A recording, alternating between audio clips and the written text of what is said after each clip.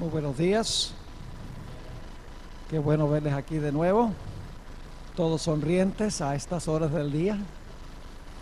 No sé si están transmitiendo por la web. Me imagino que los de Venezuela se levantaron más temprano todavía y los de California sí es verdad que madrugaron. En California son 4 horas más temprano. Entonces dicen que para uno acostumbrarse a la hora se demora un día por cada hora. Y entonces son 4 horas de diferencia entre aquí y California, así que hoy es prácticamente mi cuarto día completo. Así que hoy debo terminar de adaptarme a la hora. Todavía no lo he hecho, pero ahí vamos. Bueno, esta mañana vamos a estudiar un tema que se titula Dos profetas y dos libros. Y ustedes se preguntarán, ¿quiénes son los dos profetas y cuáles son los dos libros? Les voy a decir desde el comienzo y luego entonces vamos a trazar el estudio. Pero antes de hacerlo, vamos a elevar una plegaria al Señor. Aunque hemos orado, pues siempre acostumbro orar antes de abrir el santo libro de Dios. Padre Celestial, venimos a ti en estas horas tempranas del día, suplicando una vez más tu sabiduría, tu ayuda. Pedimos que bendigas nuestro estudio, que pueda ser fructífero. Podamos amar más y más el don que tú has dado a la iglesia adventista, el don de profecía. Gracias por escuchar nuestra oración. Te lo pedimos en el nombre de Jesús. Amén. Los dos profetas que vamos a comparar son Ellen G. White y el apóstol Juan. Y los dos libros que vamos a comparar son el libro de Apocalipsis y el libro El conflicto de los siglos. Hay un paralelo impresionante entre estos dos profetas y estos dos libros. Lo que vamos a hacer primero es hablar del apóstol Juan y de cómo Dios le dio el libro de Apocalipsis al apóstol Juan. Voy a trazar una serie de detalles en cuanto a Juan y luego entonces vamos a pasar a hablar de Ellen G. White y el libro El conflicto de los siglos. Lo primero que quiero mencionar es que el apóstol Juan tenía el testimonio de Jesucristo. Voy a leer varios textos ahora del libro de Apocalipsis, Apocalipsis 1 y el versículo 1 al 3. Apocalipsis 1 y el versículo 1 al 3. Y luego vamos a leer el 22:16, para que vean que Juan tenía el testimonio de Jesucristo. Dice allí la revelación de Jesucristo, que Dios le dio para manifestar a sus siervos las cosas que deben suceder pronto. Y la declaró enviándola por medio de su ángel a su siervo Juan, que ha dado ¿qué cosa? Testimonio de la palabra de Dios y del testimonio de Jesucristo. ¿Tenía Juan el testimonio de Jesucristo? Claro que sí. Nota el Apocalipsis 22:16. Apocalipsis 22:16. Aquí está hablando Jesús a Juan y dice: yo Jesús he enviado mi ángel para daros testimonio de estas cosas en las iglesias. Nuevamente se enfatiza que Jesús viene para darle a Juan testimonio de las cosas en la iglesia. Es decir, Juan tenía el testimonio de Jesucristo. Otro detalle interesante en cuanto a Juan es que el mensaje de Apocalipsis fue dado particularmente para la iglesia. Pero luego la iglesia debía tomar el mensaje y proclamarlo al mundo. Vamos a notar eso en Apocalipsis, el capítulo 1 y el versículo 10 y el versículo 11, y luego otra vez el versículo 16. Apocalipsis 1, 10 y 11. Dice: yo estaba en el Espíritu en el día del Señor, y oí detrás de mí una gran voz como de trompeta que decía: yo soy el alfa y la omega, el primero y el último. Escribe en un libro lo que ves y envíalo a las 7 iglesias que están en Asia: a Éfeso, Esmirna, Pérgamo, Tiatira, Sardis, Filadelfia y Laodicea. ¿A quiénes fue enviado el libro de Apocalipsis? a las iglesias. Es un mensaje particular para la iglesia. Se repite el mismo pensamiento en Apocalipsis 22:16, a donde acabamos de leer: yo, Jesús, he enviado mi ángel para daros testimonio de estas cosas en las iglesias. Yo soy la raíz y el linaje de David, la estrella resplandeciente de la mañana. Nuevamente el énfasis es que el mensaje es para las iglesias. Y ustedes saben que en cada iglesia dice: el que tiene oído, oiga lo que el Espíritu dice a la iglesia. Es decir, el mensaje de Apocalipsis es un mensaje para la iglesia, que luego entonces la iglesia lógicamente debe proclamar al mundo. Otro detalle interesante en cuanto a Juan es que cuando Juan entraba en visión, caía como muerto, o cayó como muerto, pero no estaba muerto, estaba muy vivo. En Apocalipsis 1:17 nos dice eso. Apocalipsis 1 y el versículo 17. Dice allí: cuando le vi, caí como muerto a sus pies. Y él puso su diestra sobre mí, diciéndome: no temas, yo soy el primero y el último. Cuando entró en visión, el apóstol Juan cayó como ¿qué? Cayó como muerto cuando entró en visión. Otro detalle interesante en cuanto al mensaje del libro de Apocalipsis que se le dio a Juan es que más de 40 veces en su libro aparecen expresiones como estas: vi y oí, vi, me fue mostrado. Ese tipo de expresión, más de 40 veces en el libro se usa esa expresión: vi o me fue mostrado. Otro dato interesante en cuanto a Juan y el libro que se le dio es que aunque el Espíritu Santo inspiró el mensaje le fue impartido a Juan por un ángel. Eso es interesante. El libro de Apocalipsis fue inspirado por el Espíritu Santo, pero el mensaje fue dado a Juan a través de un ángel. Vamos a leer algunos versículos sobre eso. Apocalipsis, el capítulo 2 y el versículo 7, y se repite también el versículo 11, 17, 29, el capítulo 3, 6, 13 y 22.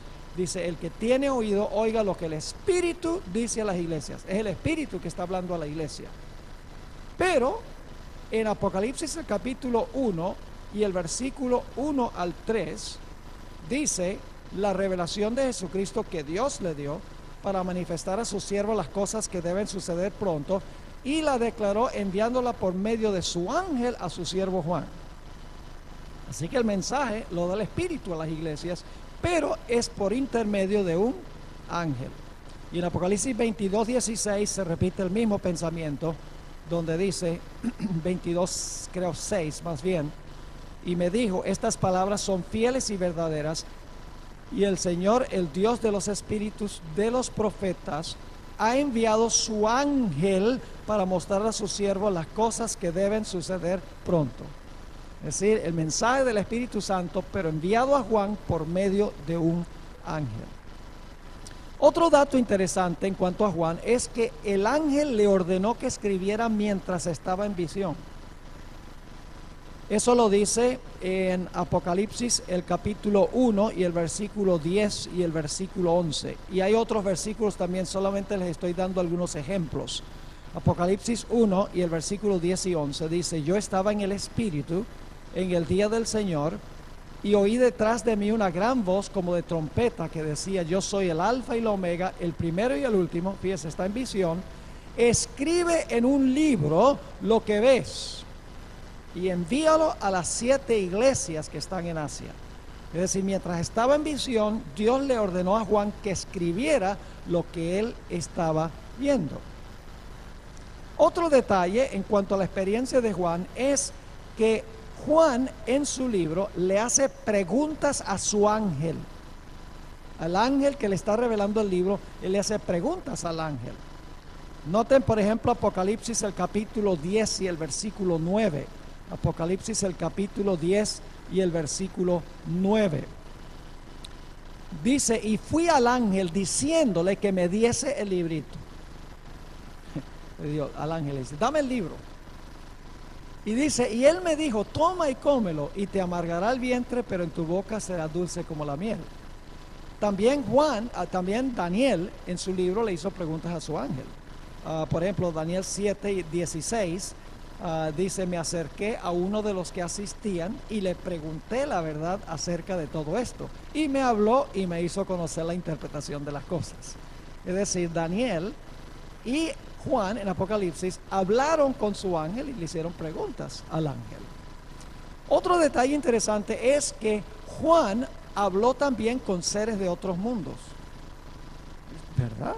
Juan habló con seres de otros mundos. Bueno, les voy a compartir algo que no se los voy a probar ahora porque no hay suficiente tiempo, pero los 24 ancianos del libro de Apocalipsis son los representantes de los mundos que nunca pecaron. Yo tengo una serie de 6 temas que vamos a grabar ahora a fin de año o a principios de año, que los tengo en inglés, los vamos a grabar en español, comprobando definitivamente que los 24 ancianos son los representantes de los mundos del universo que no pecaron. Así que noten lo que dice Apocalipsis el capítulo 7 y el versículo 13 y 14. Juan también habló con representantes de otros mundos. Dice allí en Apocalipsis 7, 13 y 14, entonces uno de los ancianos habló conmigo diciéndome, estos que están vestidos de ropas blancas, ¿quiénes son y de dónde han venido? Y yo le dije, fíjese que está hablando con este personaje, y yo le dije, Señor, tú lo sabes. Y él me dijo, estos son los que han salido de la gran tribulación y han lavado sus ropas y las han emblanquecido en la sangre del Cordero.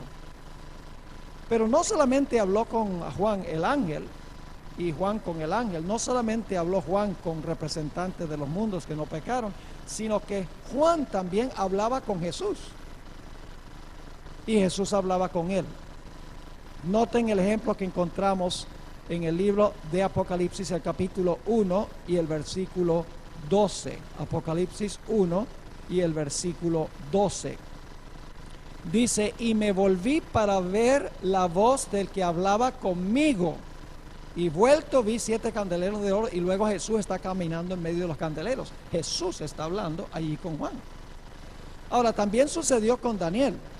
Jesús habló con Daniel también. Noten Daniel 10 y el versículo 16 al 18. Daniel 10 y el versículo 16 al 18. Dice, pero he aquí uno con semejanza de hijo de hombre tocó mis labios.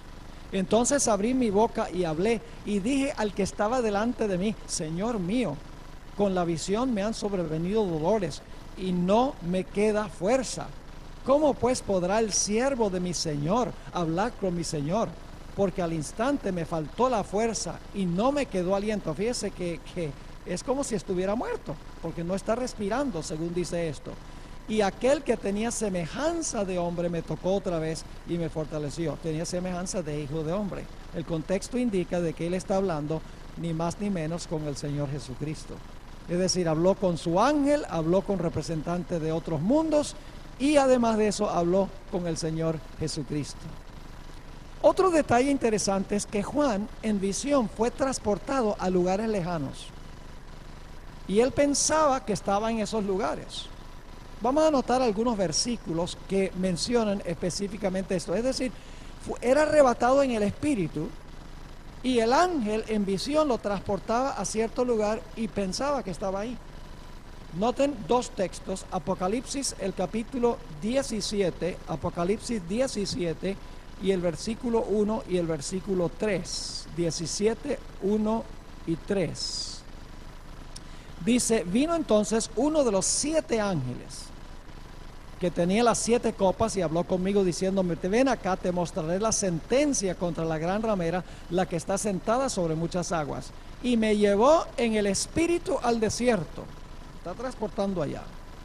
Y vi a una mujer sentada sobre una bestia escarlata, llena de nombres de blasfemia, que tenía 7 cabezas y 10 cuernos. El ángel llevaba a Juan a cierto lugar y vamos a encontrar que para él era muy real. Es como si hubiera estado allí.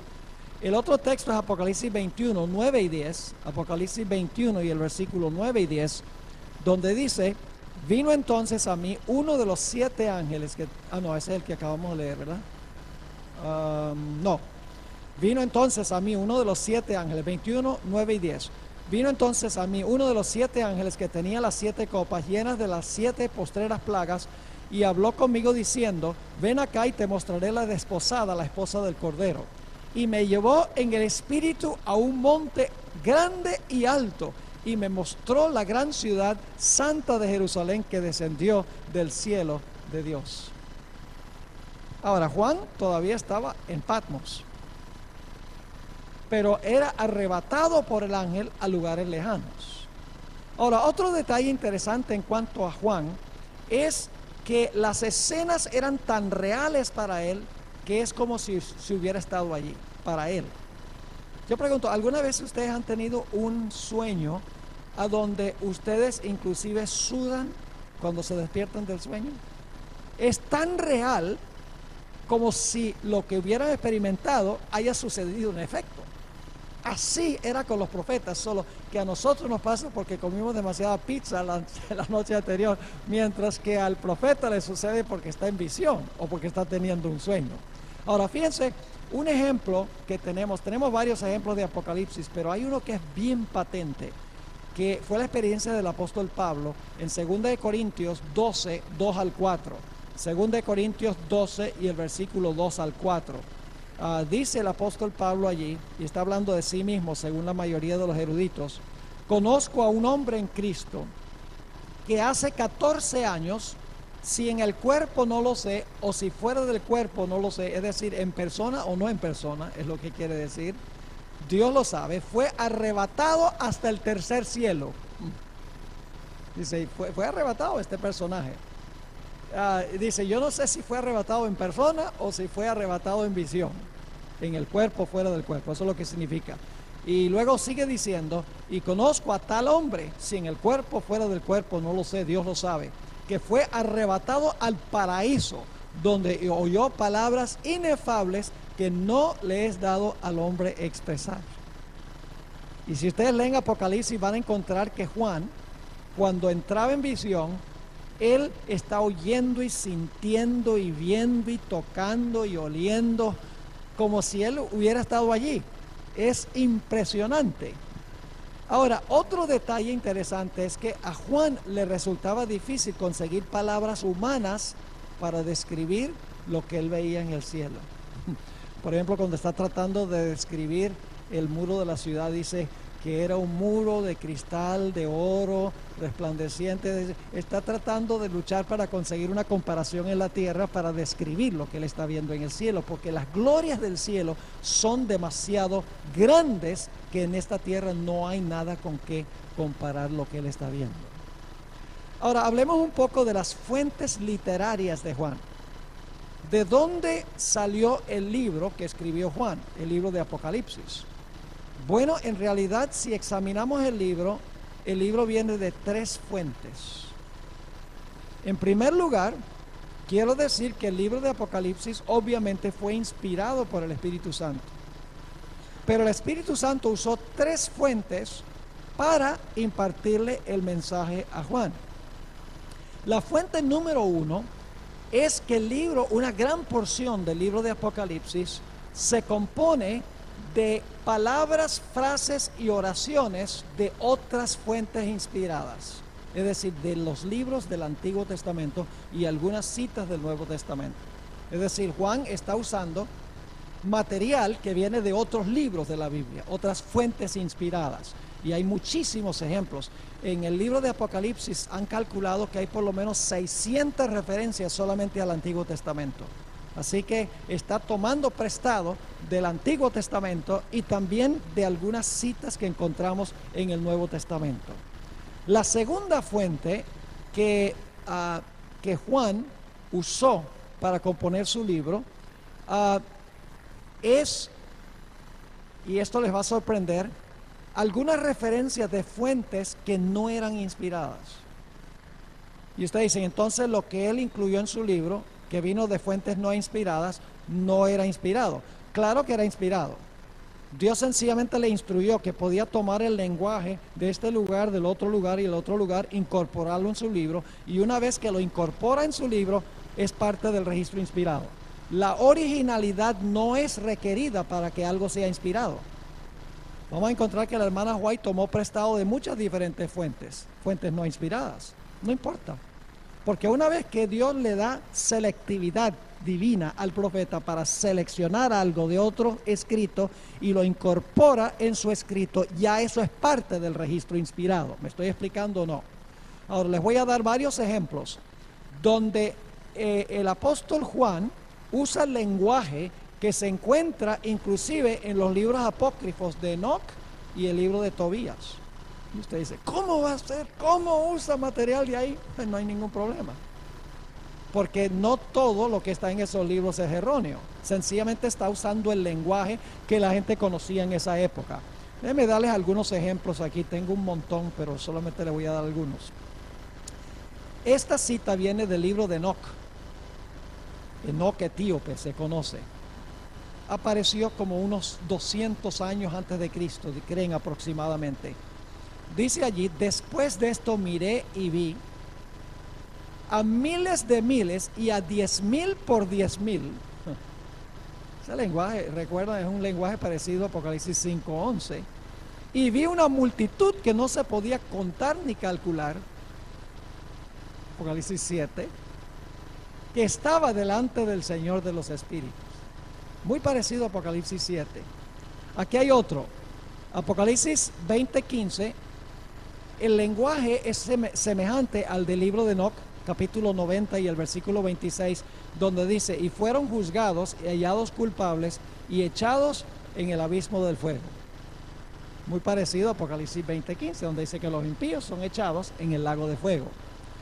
Apocalipsis 21:1 tiene un lenguaje similar a Enoc 91:16, donde dice, el primer cielo se apartará y pasará y un cielo nuevo aparecerá.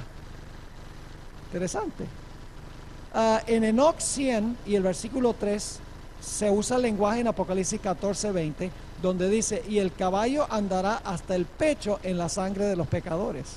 ¿Recuerdan que dice que la sangre llega hasta los frenillos de los caballos? Lenguaje muy semejante. Apocalipsis 3:5 hay un lenguaje muy similar a Enoc 108 y el versículo 3, donde dice, pues sus nombres serán borrados del libro de la vida. Apocalipsis 20, 1 al 3, tiene un lenguaje semejante al libro de Enoc, el capítulo 100 y el versículo 1 al 4, donde dice, y otra vez dijo el Señor a Rafael, atad las manos y los pies de Azazel. Atad a Azazel, Apocalipsis 21. Dice, y echadlo a las tinieblas y haced una apertura en el desierto que está en Dúdale y echadlo allí. En ninguna otra parte de la Biblia se encuentra la idea de que se va a atar a Azazel, atarlo, sino en Apocalipsis 20 y el versículo 1. Es decir, que a Juan se le permitió usar alguna terminología de las fuentes que existían en su época. Se le permitió incluirlas en su libro. Una vez que las incluyó en su libro, llegan a ser parte del registro inspirado. La tercera fuente que usó Juan es que tiene material que es único en su género, que no aparece en ninguna otra parte. Material que Dios le dio directamente en visión, que no se consigue ni en otras fuentes inspiradas, no se consigue en fuentes no inspiradas, hasta donde sepamos, se consigue solamente en el libro de Apocalipsis, porque Dios se lo reveló directamente a Juan en visión. Ahora hablemos un poco de la ética literaria de Juan. Es interesante que el libro de Apocalipsis nunca cita ninguna fuente. Usa el lenguaje, pero no da citas directas. Y otro detalle interesante es que Juan nunca le da crédito a sus fuentes. Nunca Juan dice de dónde viene lo que él está tomando prestado de otras fuentes inspiradas y lo que está tomando también de fuentes no inspiradas. Él no dice, Enoc dice, ni Tobías dice, ni Isaías dice, ni Jeremías dice. No, él no le da ningún crédito a sus fuentes. Así que podríamos tal vez decir que fue plagista, porque no acredita sus fuentes. Ahora, lo interesante es que algunos dicen, bueno, pero la ética literaria en la época de Juan no es lo mismo que la ética literaria hoy, a donde se exige que se le dé crédito a las fuentes. Pero saben que la ética literaria en aquella época era parecida a la ética literaria de los tiempos de la hermana White. Por ejemplo, Mateo. Mateo es muy cuidadoso en citar sus fuentes. Dice, como fue dicho por el profeta tal, como fue dicho por el profeta tal. Era costumbre dar crédito a las fuentes, pero Juan en su libro no da crédito a sus fuentes. Muy interesante. Así que su libro en realidad se compone de tres fuentes de material y nunca le da crédito a ninguna de las fuentes que él usó en su libro. Ahora, otro punto importante en cuanto a la ética literaria de Juan es que aunque el libro de Apocalipsis toma prestado de fuentes inspiradas y de fuentes no inspiradas, es una producción literaria completamente nueva. Porque lo importante no es que usa material de otros sitios, sino cómo arma el material. Déjenme darles un ejemplo. Supongamos que 10 diferentes contratistas van a un almacén para comprar materiales de construcción porque van a edificar cada uno una casa. Compran madera, clavos, tejas, cables eléctricos, concreto, arena, baldosas, etcétera. Compran los mismos materiales y luego cada uno construye la casa de acuerdo al plano arquitectónico. Cada una de las casas es completamente distinta, aunque están compuestas del mismo material. Es decir, el hecho de que la hermana White tomó prestado, vamos a encontrar de otras fuentes, no es importante, porque lo importante es cómo se arman esas fuentes, porque su forma de juntar esas fuentes es completamente diferente que cualquier otra producción literaria. Es una obra maestra en realidad, una obra maestra el libro de Apocalipsis. Ahora, otro detalle interesante en cuanto a Apocalipsis es la naturaleza simbólica del libro. Es un libro simbólico. Por ejemplo, se habla del falso profeta, el dragón, la ramera, el vino de la ramera, las aguas de la ramera, los 2 testigos, el sello de Dios, la marca de la bestia, 1260 días, 7 cuernos, 7 ojos. Es decir, es lenguaje simbólico que hay que descifrar el lenguaje. Hay que descodificar el lenguaje del libro de Apocalipsis, porque el libro está escrito en lenguaje simbólico.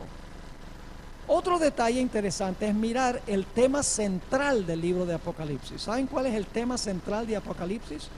Cuando se analiza el libro, el tema es el gran conflicto entre Cristo y Satanás.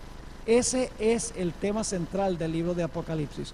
Y se ve por lo menos en forma bien patente, por ejemplo en Apocalipsis 12 y 13, a donde el dragón quiere matar al niño y luego quiere matar a la mujer que trajo al niño al mundo y luego quiere matar al remanente de la simiente de la mujer. Es decir, el libro de Apocalipsis está saturado de la idea central de que hay un gran conflicto entre Cristo y Satanás, y finalmente el Señor Jesucristo va a vencer y va a derrotar a Satanás, atándolo durante los 1000 años y finalmente destruyéndolo después del milenio. Ese es el tema central del libro de Apocalipsis. Ahora, la forma en que el libro fue organizado es muy interesante también. Yo he dedicado una gran cantidad de tiempo a hacer análisis literario de los libros proféticos de la Biblia, porque he llegado a la conclusión de que aún más importante que interpretar símbolos es entender la estructura, cómo el libro de Apocalipsis fue organizado, cómo Daniel fue organizado en términos de la secuencia de los eventos. Y al analizar el libro de Apocalipsis, descubrí algo muy interesante, y es que la primera mitad del libro tiene que ver con historia eclesiástica. El énfasis es mayormente historia eclesiástica. Las 7 iglesias, los 7 sellos, las 7 trompetas muestran el gran desarrollo de la historia de la iglesia desde los días de los apóstoles hasta el tiempo del fin. La primera mitad es de énfasis histórico. Pero la segunda mitad del libro tiene que ver casi completamente con los eventos finales de la historia, empezando particularmente con el capítulo 12, a donde se habla del dragón, la bestia, el falso profeta, los mensajes de los 3 ángeles, el cierre de la gracia, las plagas, la segunda venida, el milenio y los eventos postmileniales. Esa es la segunda mitad del libro. Es decir, que el libro, la primera mitad es de énfasis histórico, en la historia de la iglesia. La segunda mitad es casi exclusivamente eventos finales que se van a realizar al final de la historia. Ahora, lo interesante es que en el centro del libro de Apocalipsis, en el corazón del libro, encontramos un énfasis muy particular en los capítulos 10 y el capítulo 11. Los eruditos que han estudiado el libro de Apocalipsis han concluido que el corazón de Apocalipsis es el capítulo 10, particularmente. ¿Y qué encontramos en el corazón del libro de Apocalipsis, en el capítulo 10? Es el episodio que habla del librito. El librito que Juan comió, que fue dulce en su boca, pero fue amargo en su vientre. Y nosotros hemos entendido eso como el gran chasco de 1844, cuando Jesús entró al lugar santísimo, pero los mileritas entendieron mal el evento que se iba a realizar. Eso se encuentra en el corazón del libro. Y dicho sea de paso, el capítulo 11 también es parte del corazón del libro. Y el capítulo 11 comienza diciendo, se le dice a Juan, levántate, mide el templo de Dios y los que adoran allí. El medir del templo es el juicio. Y luego cuando el capítulo 11 termina, dice, el templo de Dios fue abierto en el cielo y se vio el arca del pacto. Es decir, el corazón de Apocalipsis es el capítulo 10 y el capítulo 11, y el énfasis allí está sobre el comienzo del juicio en el cielo.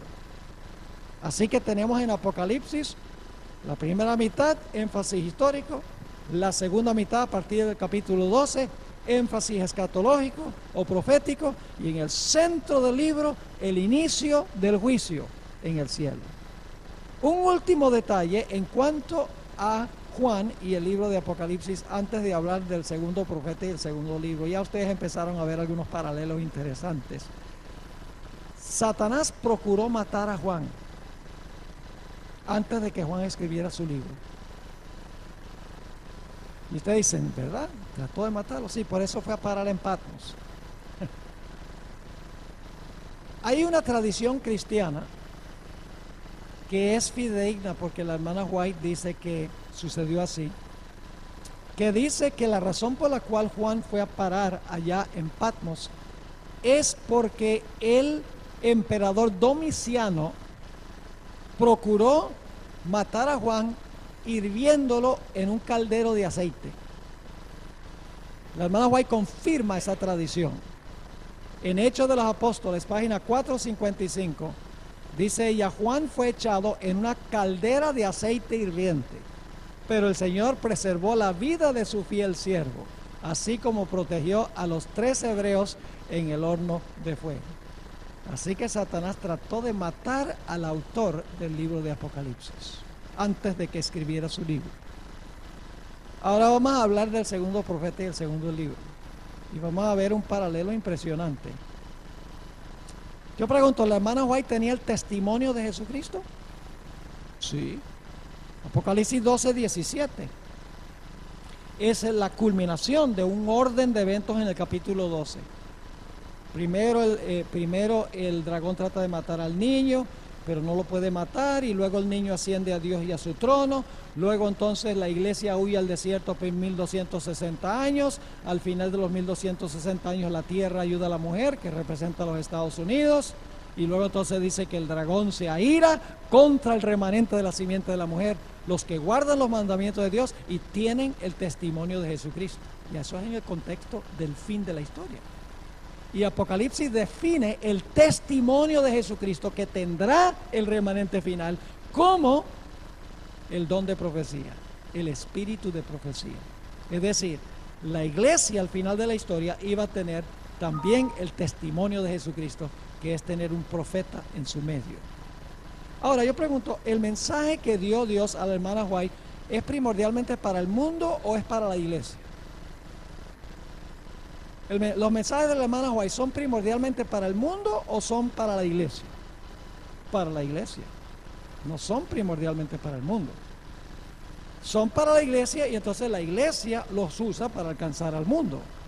Por eso es que, por ejemplo, la serie de 9 tomos se llaman Testimonios para la iglesia. La hermana White constantemente dice, no le den realce a mis escritos. Dice, denle realce a la Biblia. Y constantemente da testimonios a pastores, testimonios a ministros, testimonios a laicos. Es un mensaje primordialmente dado a la iglesia, así como el libro de Apocalipsis era un mensaje para la iglesia. Cuando la hermana White entraba en visión, la gente pensaba que estaba muerta. Noten esta cita, manuscrito 16, 1894. Manuscrito 16, 1894, dice ella, cuando entró en visión, su primera visión, pensaban que estaba muerta. ¿Recuerdan cuando Juan entró en visión? Caí como muerto. Dice, pensaban que estaba muerta y velaron y oraron por mucho tiempo. Pero para mí era el cielo, era la vida. Ahora fíjense que la razón por la cual pensaban que estaba muerta es porque cuando ella estaba en visión no respiraba. Su visión más larga duró 4 horas. ¿Pueden imaginarse 4 horas sin respirar? Y múltiples personas la examinaron cuando entraba en visión. Le ponían un espejo adelante y no se empañaba el espejo. Inclusive Jaime White, cuando entraba en visión, le decía a la gente, vengan y examínenla. Y le tapaba la nariz y la boca. Y no había ningún problema. La hermana White no respiraba. Era como si estuviera muerta. Igual que Juan, cuando entraba en visión, caía como muerto.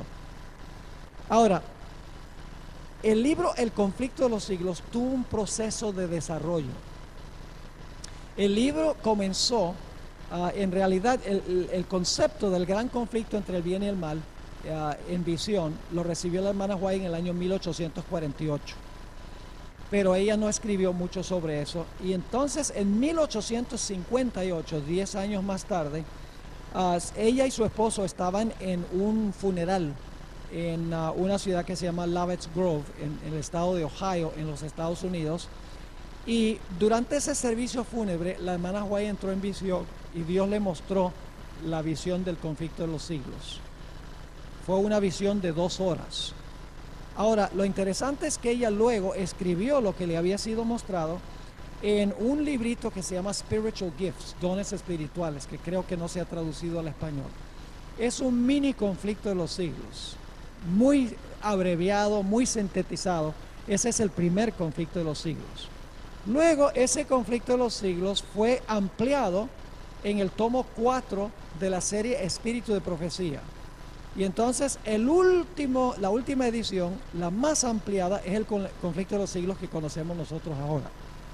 Ahora, en la versión original del conflicto de los siglos, que es en dones espirituales, por lo menos una vez por página, fueron 219 páginas, una vez por página, la hermana White usó expresiones tales como vi o me fue mostrado. Luego lo quitó de las otras ediciones porque la gente empezó a objetar, como la gente en ese tiempo era muy escéptica en cuanto a profetas, cuando ella decía, vi, me fue mostrado, no, ni siquiera vamos a leerlo. Así que la hermana White dijo, quítenle esas expresiones, vi o me fue mostrado.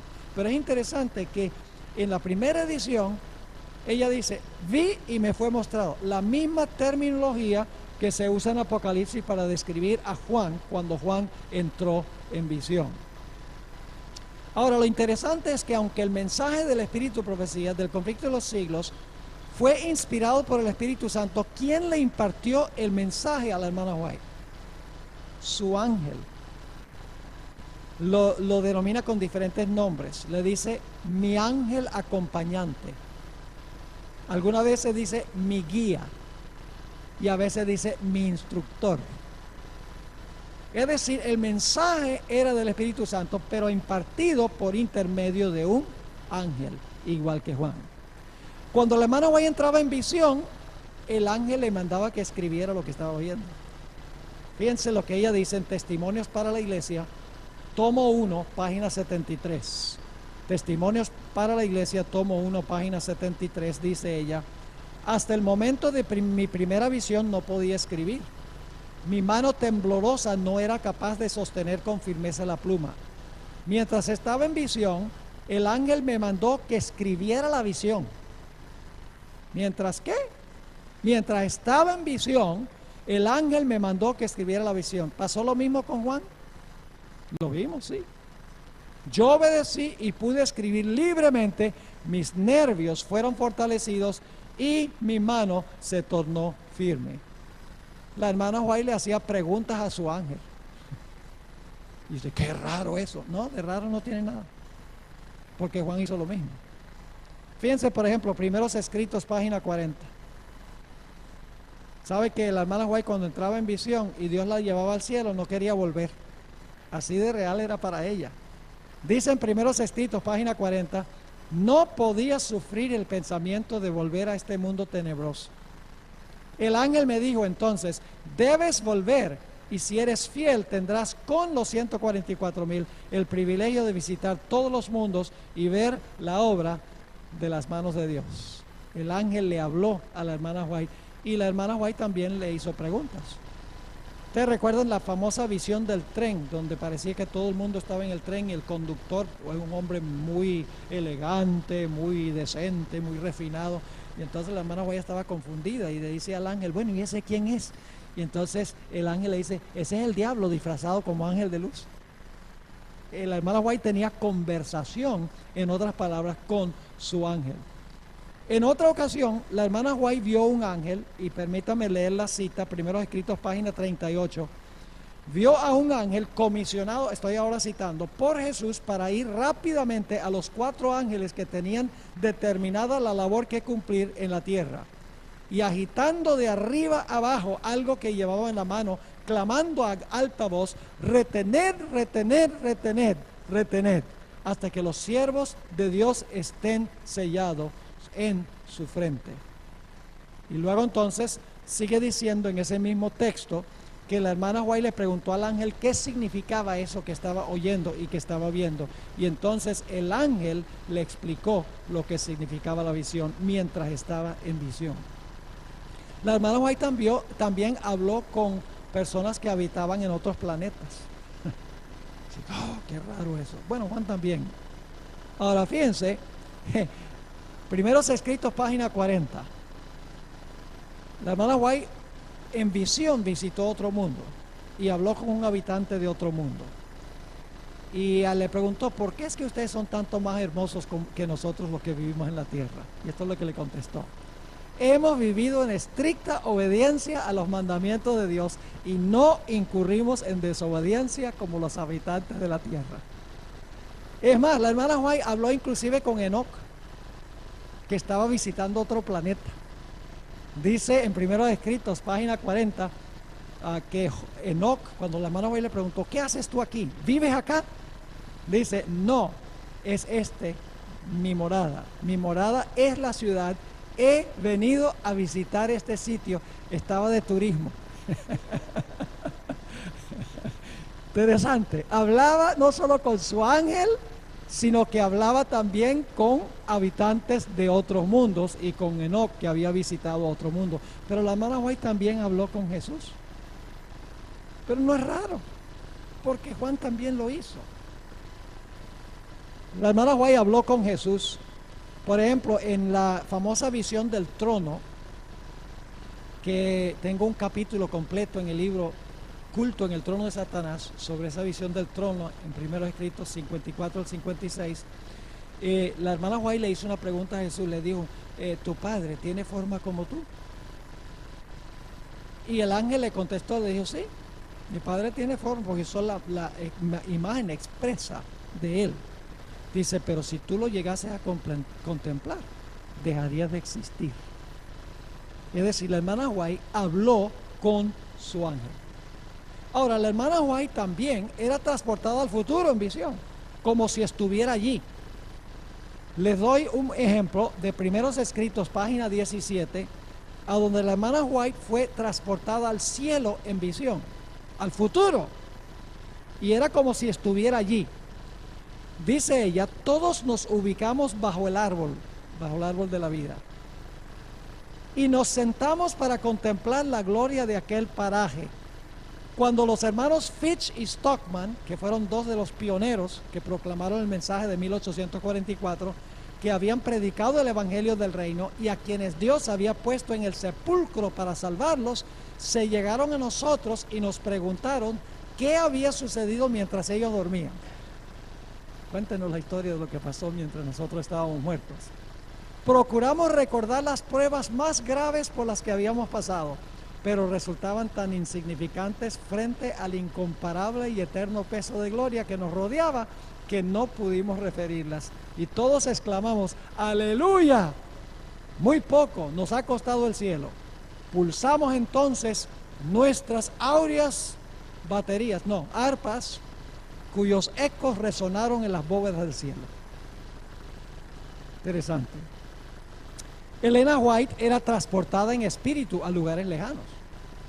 Por ejemplo, Primeros Escritos, página 32, dice: pronto perdí el conocimiento de las cosas terrenales y quedé arrobada en una visión de la gloria de Dios. Ahora fíjense esto, qué interesante. ¿Recuerdan que el ángel transportaba a Juan a lugares lejanos? Dice ella: vi un ángel que con presteza volaba hacia mí. Me llevó rápidamente desde la tierra a la santa ciudad, donde vi un templo en el que entré. Antes de llegar al primer velo, pasé por una puerta. Levantóse ese velo y entré en el lugar santo, donde vi el altar de incienso, el candelabro con las 7 lámparas y la mesa con los panes de la proposición. Después que hube notado la gloria del lugar santo, Jesús levantó el segundo velo y pasé al lugar santísimo. En el cielo hay un santuario, mis hermanos y hermanas. Hay gente por ahí que dice: no, en el cielo no hay un santuario, eso es solamente una idea. La hermana White fue transportada al cielo y vio el santuario allá. Entró detrás del primer velo y luego detrás del segundo velo. Así que ella fue transportada a lugares lejanos por su ángel, como lo fue Juan. Ahora, con frecuencia la gente le preguntaba a la hermana White cómo era cuando ella entraba en visión. En Mensajes Selectos, tomo 1, página 41, explica ella cómo era cuando ella entraba en visión. Dice: puesto que se han hecho frecuentemente preguntas en cuanto al estado en que estoy durante la visión, y después de que salgo de ella, diré que cuando el Señor cree oportuno darme una visión, soy llevada a la presencia de Jesús y de los ángeles, y estoy completamente perdida en cuanto a las cosas terrenales. No puedo ver más allá de lo que los ángeles me enseñan. Mi atención con frecuencia es dirigida a escenas que suceden en la tierra. La hermana White también luchaba por conseguir terminología para describir lo que veía en el cielo, igual que Juan. Dice en Primeros Escritos, página 19: no me es posible describir las maravillas que vi. Oh, si pudiera hablar el idioma de Canaán, entonces podría contar algo de la gloria del mundo mejor. Y en Primeros Escritos 2:89 dice ella: las palabras son demasiado pobres para intentar una descripción del cielo. Siempre que se vuelve a presentar ante mi vista, el espectáculo me anonada de admiración. Arrobada por el insuperable esplendor y la excelsa gloria, dejo caer la pluma exclamando: ¡oh, qué amor! ¡Qué maravilloso amor! El lenguaje más exaltado no bastaría para describir la gloria del cielo ni las incomparables profundidades del amor del Salvador. Igual que Juan, luchaba por conseguir terminología para describir lo que ella veía cuando era transportada al cielo. Ahora hablemos un poco de las fuentes literarias de la hermana White. ¿De dónde adquirió el material para el conflicto de los siglos? De 3 fuentes. En primer lugar, la hermana White cita muchos versículos del Antiguo y el Nuevo Testamento. Vayan al índice atrás del conflicto de los siglos para que vean la cantidad de Biblia que tiene el libro El conflicto de los siglos. Muchísimos textos. Es decir, ella depende en su libro de otras fuentes inspiradas. Pero si examinan el libro van a darse cuenta que ella también usa fuentes no inspiradas en el conflicto de los siglos. Por ejemplo, ella usa citas del historiador D'Aubigné y del historiador Wiley. Usa citas de J.N. Andrews, citas de Jaime White y de Uriah Smith. Los usa en su libro. Y algunos dicen: entonces, ¿será que Uriah Smith fue inspirado? No. ¿Será que Jaime White fue inspirado como la hermana White? No, sencillamente que Dios le dio a la hermana White la capacidad de seleccionar lo que era de confianza y le dijo, eso lo puedes incorporar en tu libro. ¿Por qué la hermana White iba a escribir la historia eclesiástica ella misma, si había historiadores que lo habían descrito bien de acuerdo a lo que ella había visto en visión? No había necesidad de ella escribirlo fresco de nuevo, podía tomarlo, Dios le decía, esto es de confianza, aquello es de confianza, tómalo, incorpóralo en tu libro. Así que la hermana White usó fuentes no inspiradas también. Pero hay mucho material en el Conflicto de los Siglos que no se encuentra ni en otras partes de la Biblia, ni en fuentes no inspiradas. Cosas que ella sola dice que recibió en visión, al igual que Juan. Por ejemplo, si ustedes leen los capítulos, la liberación del pueblo de Dios, la desolación de la tierra y el fin del conflicto, la hermana White tiene cosas allí que no se encuentran en ninguna parte. Ella menciona personas por nombre que están fuera de la santa ciudad después del milenio. Eso no se encuentra en ninguna otra parte. Ella menciona allí, por ejemplo, el tiempo cuando las muchedumbres se le van a volcar en contra a sus líderes espirituales. Está comentando ella sobre el secamiento del Éufrates. No voy a entrar en eso ahora. Las aguas sobre las cuales se sienta la ramera son las muchedumbres que la apoyan, pero se le van a secar, le van a quitar su apoyo. La hermana White no habla del secamiento del Éufrates, pero sí describe vívidamente cómo las muchedumbres se van a volcar en contra de sus ministros. Eso no se encuentra en ninguna otra. Uriah Smith creía que el secamiento del Éufrates era algo literal, es decir, se iba a secar el río allá en Irak. Pero la hermana White en su explicación dijo, no es así. Ahora, hablemos un poco de la ética literaria de la hermana White. En las primeras ediciones del Conflicto de los Siglos, que son Spiritual Gifts y Espíritu de Profecía, la hermana White no daba crédito a las fuentes que ella citó. Eso ha llevado a la gente a decir que ella era plagista, porque ella no le daba crédito a las fuentes que ella citaba. Cuando le dijeron a la hermana White que había gente que la estaba criticando porque citaba a otras fuentes y no decía de dónde venía, ella le dijo al hijo, bueno, ve y investiga de dónde yo saqué esas citas, porque yo no me acuerdo de dónde las saqué, yo sencillamente las copié, y pon la referencia ahí, yo no tengo ningún problema. La hermana White no trató de esconder el hecho de que ella usaba otras fuentes. Si leen la introducción al Conflicto de los Siglos, ella lo dice, no está escondiendo nada. Sencillamente hay ciertas citas que expresaban las cosas como ella las había visto. ¿Para qué las va a escribir ella si ya están escritas? ¿Para qué desperdiciar el tiempo? La hermana White era una persona muy ocupada. Les leo de la introducción del Conflicto de los Siglos, página 14. Ella dijo, yo usé fuentes.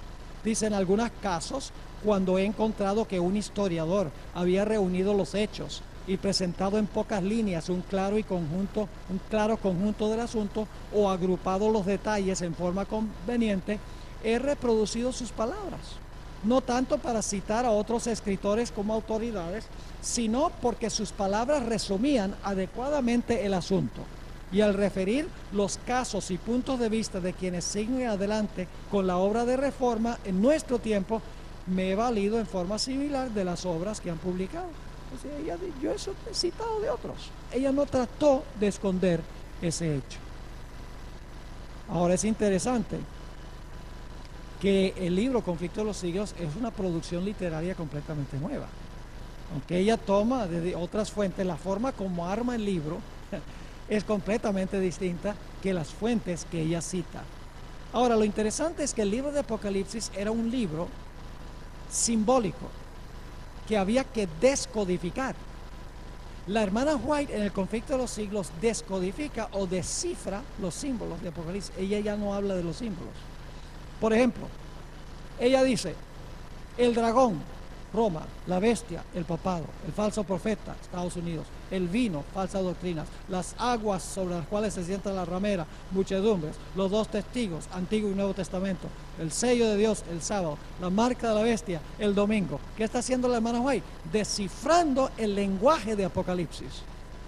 en idioma contemporáneo que podamos entender. Ella está descodificando el libro, por así decirlo, está descifrando el lenguaje del libro. Ahora, ¿cuál es el tema central del libro El conflicto de los siglos? El nombre lo denota. Es el gran conflicto entre Cristo y Satanás. Es lo mismo que el libro de Apocalipsis. Ahora, el tiempo se va, permítame mencionar esto. Cuando me puse a analizar la estructura literaria del libro El conflicto de los siglos, descubrí algo muy interesante y le voy a compartir rapidito esto. El conflicto de los siglos, página 19 a la página 332, todo tiene que ver con historia eclesiástica. La primera mitad del conflicto de los siglos, historia eclesiástica. La segunda mitad del libro, desde la página 486 hasta la página 737, tiene que ver con eventos finales. Empezando en la página 486, la hermana White describe la crisis final que pasará el pueblo de Dios cuando los poderes civiles se unan con el papado y el protestantismo apóstata, el conflicto sobre el sábado y el domingo, los mensajes de los tres ángeles, el tiempo de angustia, la liberación del pueblo de Dios, el milenio y los eventos postmileniales. La hermana White termina el conflicto de los siglos a donde termina Apocalipsis y comienza el libro a donde comienza Apocalipsis. ¿Y saben lo que se encuentra en el puro corazón del libro El conflicto de los siglos? En la página 344 a la página 485 aparece una descripción del movimiento milerita y el inicio del juicio investigador. Qué interesante. Entonces yo solamente les estoy dando la idea, tienen que examinarlo por sí mismos, pero es extraordinario. La primera mitad del libro, historia eclesiástica. La segunda mitad del libro empieza a hablar del dragón, la bestia, el falso profeta. Sigue la secuencia, la crisis final, el tiempo de angustia, el milenio, los eventos después del milenio. Y en el centro de su libro, el mismo centro que Apocalipsis, el librito, el inicio del juicio, y tiene inclusive un capítulo que se llama La Biblia y la Revolución Francesa, a donde ella traza el asunto de la apertura del templo celestial al terminar los 1260 años.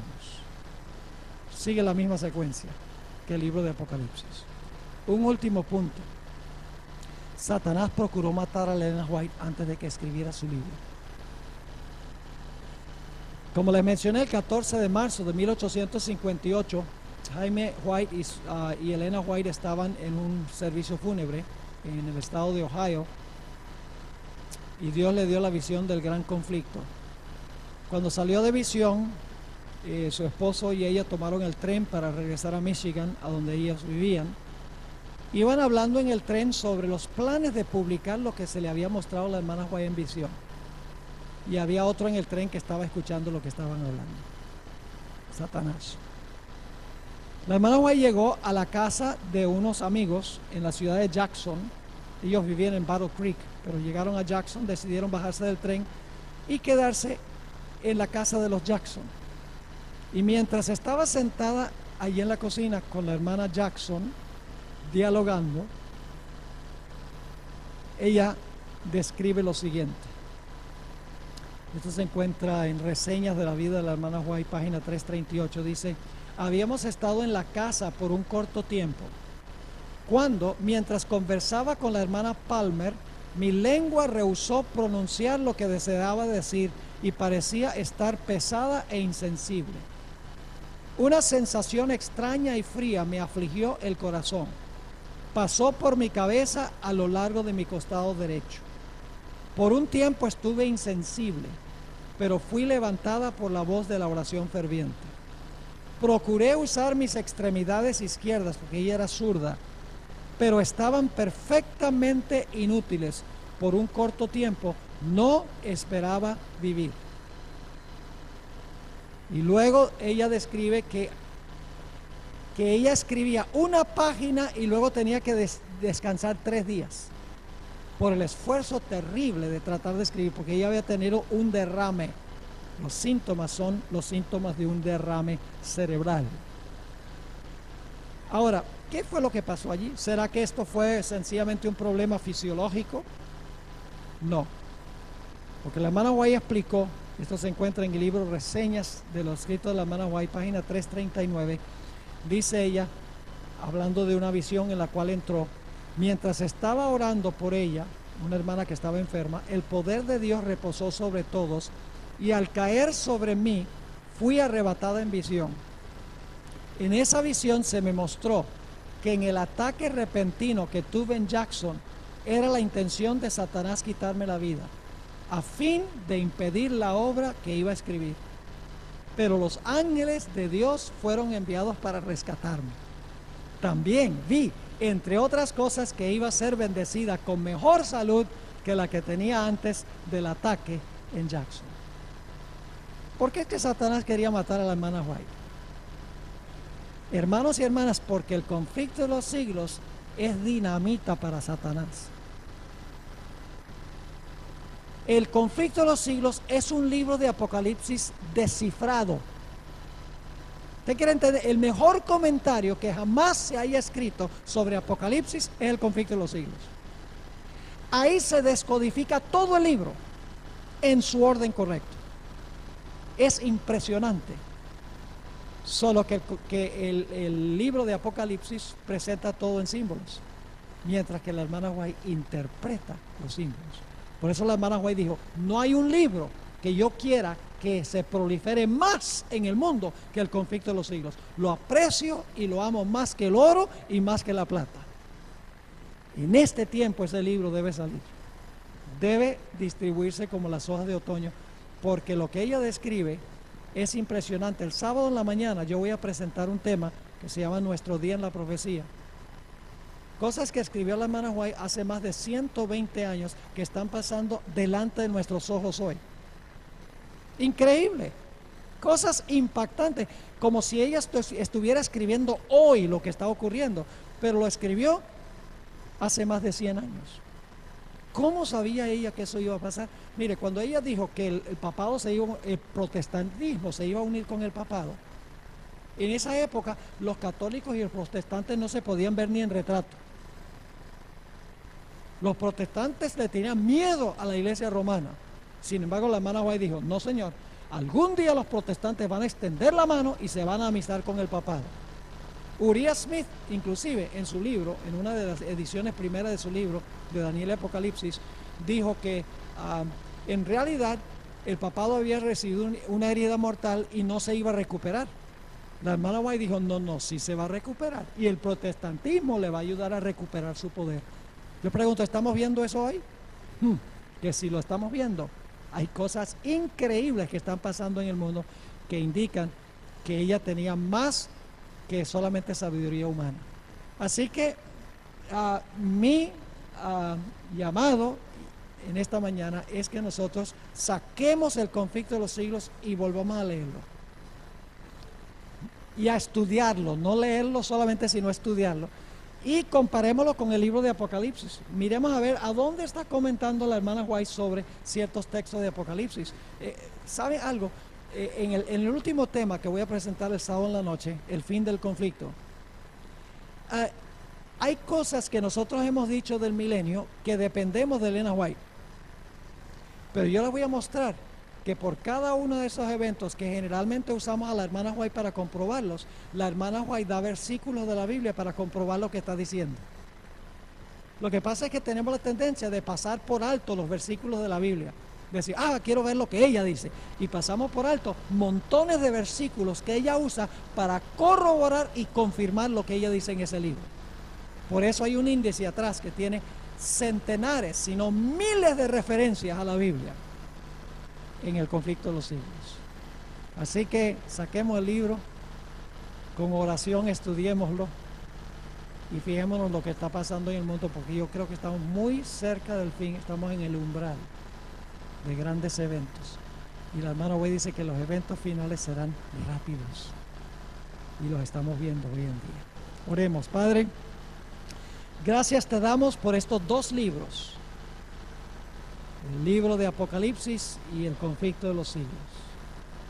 Te ruego, Señor, en esta mañana que nos ayudes a enamorarnos de estos libros Hay tantas distracciones, televisión, tantas otras cosas donde quemamos tiempo y desperdiciamos tiempo cuando podríamos estar llenando nuestra mente de estas cosas que necesitaremos muy pronto.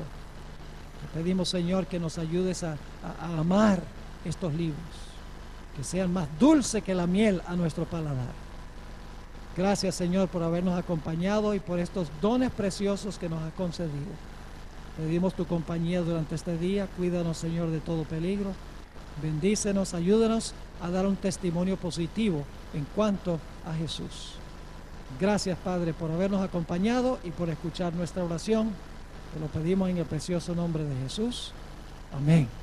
Amén. Feliz día, hermanos y hermanas.